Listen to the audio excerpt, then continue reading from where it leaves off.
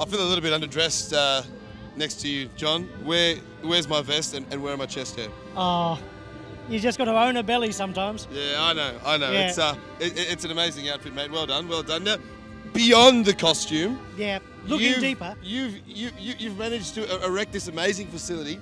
You have a whole bunch of people throwing a whole heap of paraphernalia around. It looks quite dangerous. Can you please explain to the viewers what's going on? It's supposed to look dangerous. Yeah. Circus is about the perception of danger. It's circus, is that what we're doing? Yeah, we're doing circus. It's actually not dangerous at all. In 27 years, I think we've had about 3 broken bones, and that's it. Okay, that's not bad. Minor injuries, that's like about a week of rugby. That's not bad. Yeah, no, that's better than a lot of the sort of crowd surfing and things that the musicians get up to over the Lyrebird and Bellbird tent over here. So, looking at this big trapeze and looking up, has she done that before? Is this her first time? This would be her first time from the look, yeah. Yep, that's definitely her first time. So you're running workshops here and you're teaching people how to get involved. For complete beginners. We are actually from Newcastle. We run a huge community circus up there with more than 100 members.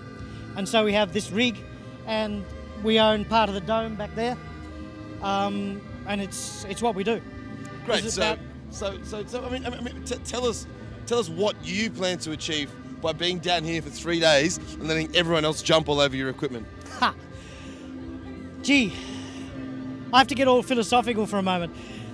I was an engineer and then I was a faith healer's assistant because I decided that there were way too many things and not so many sensible people. So I moved from engineer to faith healer's assistant to somewhere in the middle, which is circus performer, I think. I'm trying to get across the idea that the joy of life is best experienced and not just watched. And so most of our shows we have workshops before or after, so people get to play on the same gear that we've just played on ourselves. I love involvement and the passivity of television and not coming to festivals like this just give me the shits.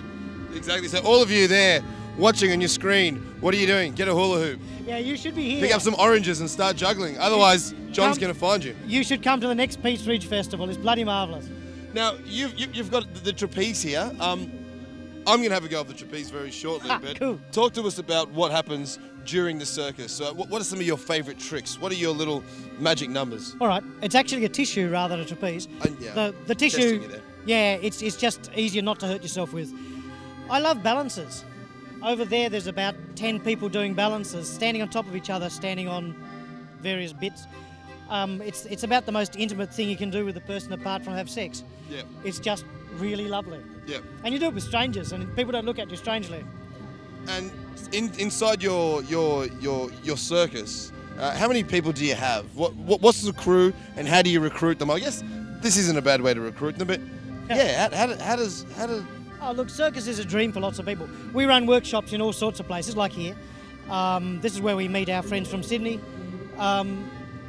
We have about 100 people, of whom about 10 are committed to being professional. About 20 are committed to this as a big social group, and the rest of them just come once a week as a nice way of keeping fit.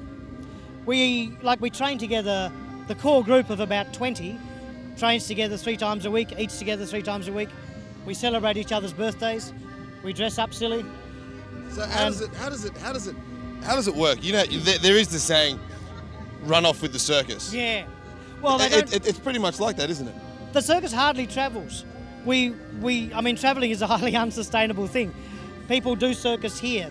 In terms of sustainability, make yourself happy where you are, and life's better for everyone.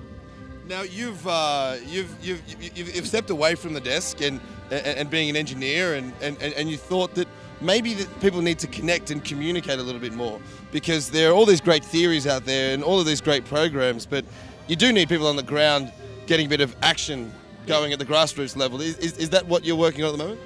I suppose so. I think miserable people are really hard to keep happy.